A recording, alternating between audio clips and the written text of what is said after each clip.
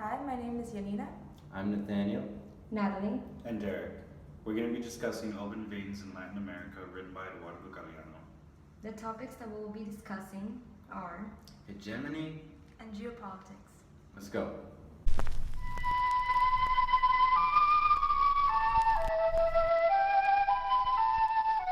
Eduardo Galeano was an Uruguayan writer and journalist, the most famous of his works being Open Veins in Latin America, which takes you through different countries in Latin America and describes their descent in capitalism. Nicaragua, officially known as the Republic of Nicaragua, is located in Central America. Its capital, Managua, is the third largest city in the region, and the country is home to a diverse population of about 6 million people. It's made up of Asians, Europeans, Africans, and along with many other indigenous peoples. The Spanish Empire conquered the Central American region in the 16th century and ruled until Nicaragua gained their independence in 1821. An increasingly popular tourist destination, the country is also a producer of sugarcane, bananas, and coffee. What is hegemony?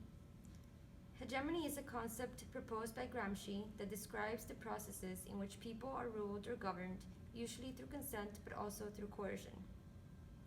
Gramsci used hegemony to describe how, unlike other European countries, Italy's ruling class failed to create hegemony and therefore allowing dominance of Muslims' fascist regime. An example of how hegemony was used through coercion occurred in Nicaragua in the mid-1800s, when the U.S. politician William Walker organized several private military expeditions with the support of the U.S. government with the intention of establishing English-speaking colonies. He robbed, burned, killed, and proclaimed himself president of Nicaragua. He was actually welcomed back to the U.S. as hero because he was claiming more land.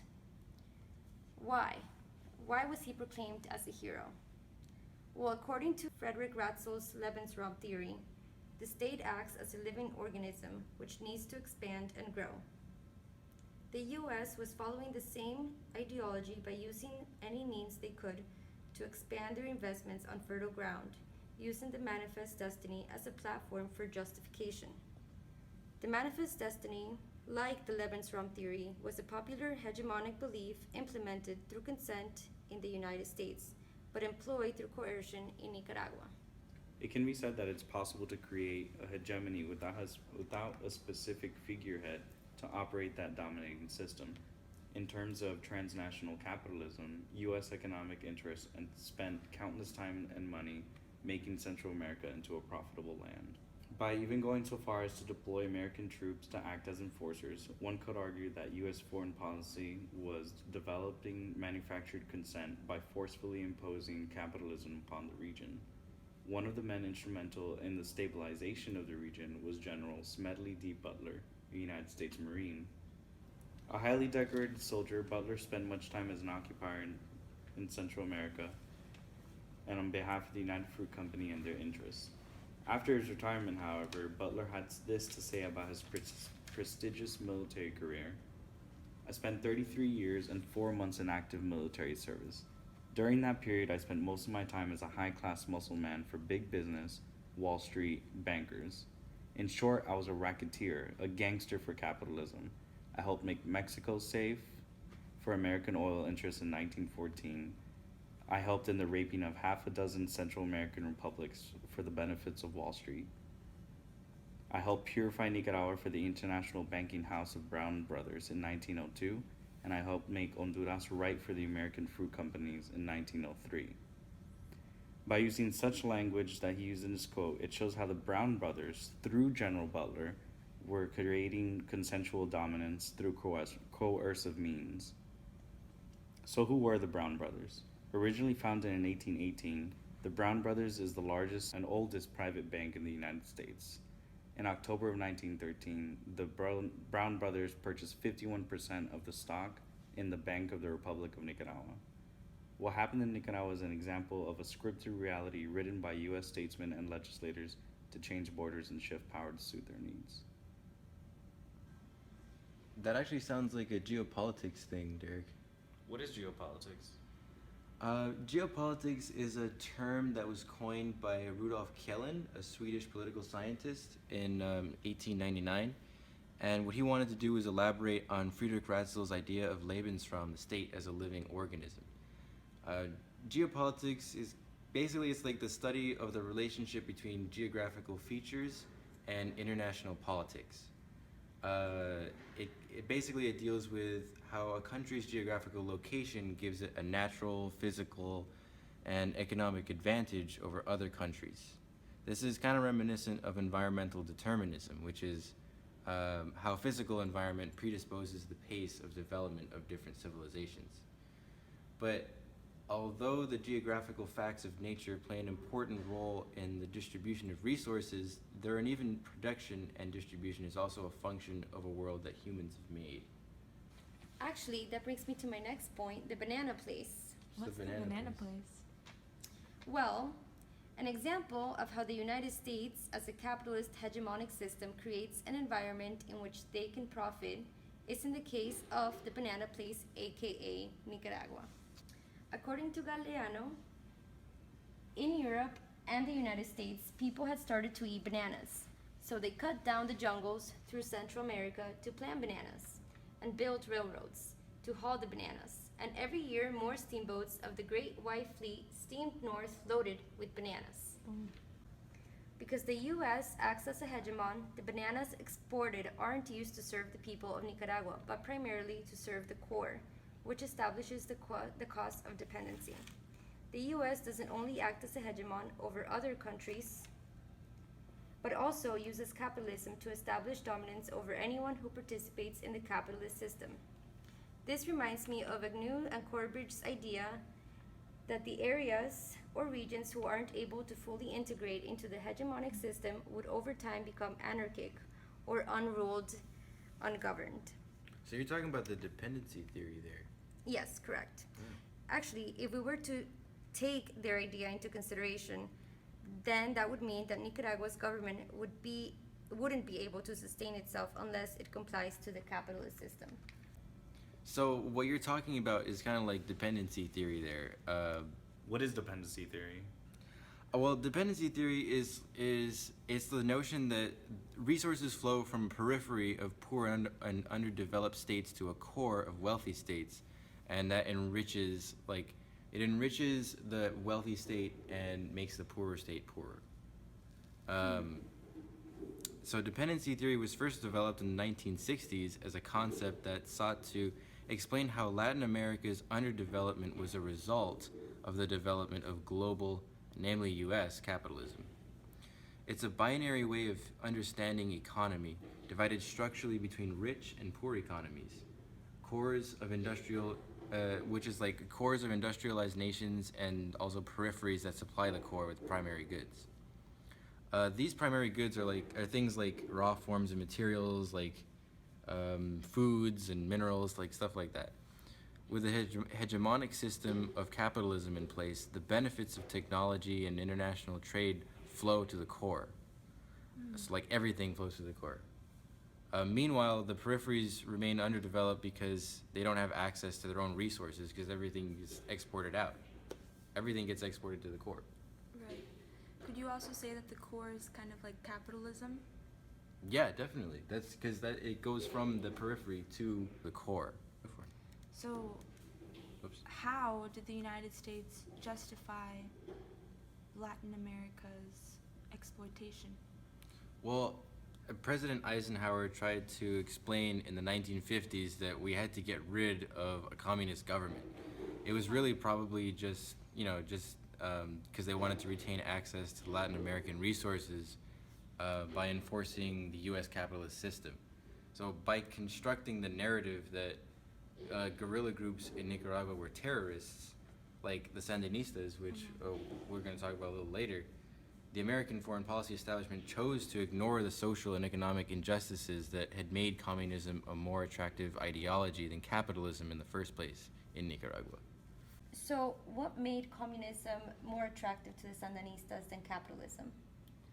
Okay, so the Sandinistas, they were generally rural, poor peasant workers on farms, and they were working extremely hard under the conditions that they were set upon under capitalism. And growth in capitalism occurs very, very slow, and it occurs after exploitation of the land and of the people. So, with capitalist benefits of greater profits, is it really worth it? Is all the hard work beneficial for Nicaraguans? Well, capitalism doesn't work for all people. It usually works for the core, not necessarily the periphery. And growth in a capitalist society happens really slowly after a lot of exploitation of not only land, but also labor of the people. So, Galeano's thesis may be undercut in that Brazil, China, and the other BRIC countries are growing. But this growth, whether it's in the United States or Canada or Africa or anywhere, it largely depletes fertility and diversity in the region. So these people aren't really benefiting at all.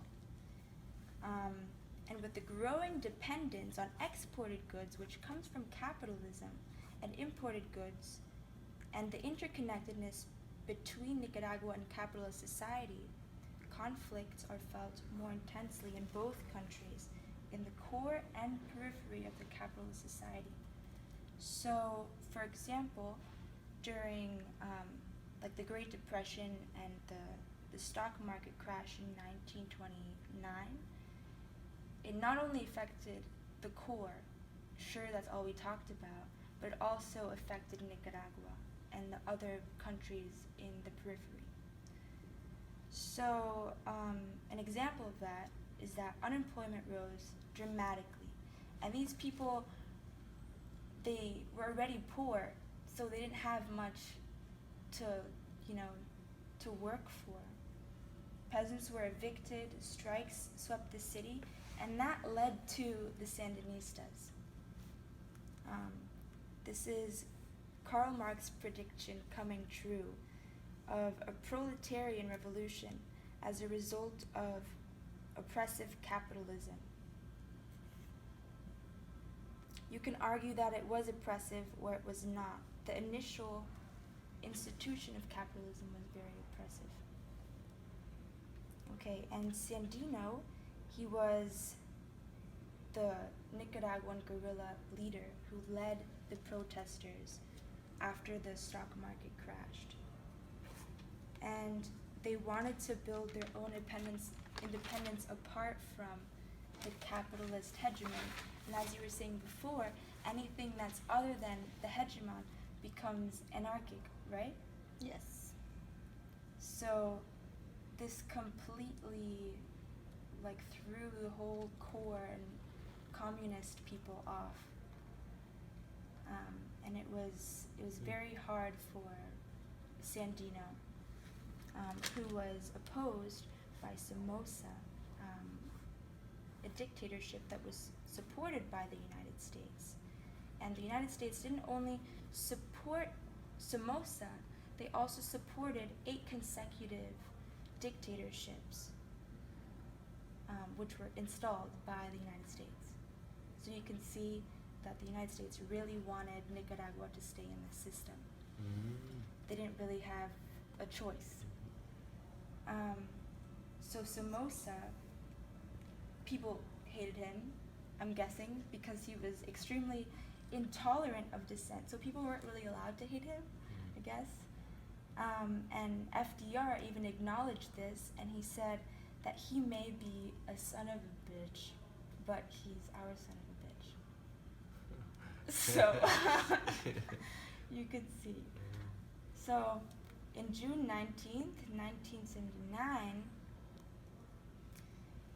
U.S. support for Somoza ended by a broadcast of Bill Stewart, an American correspondent who was executed by the National Guard.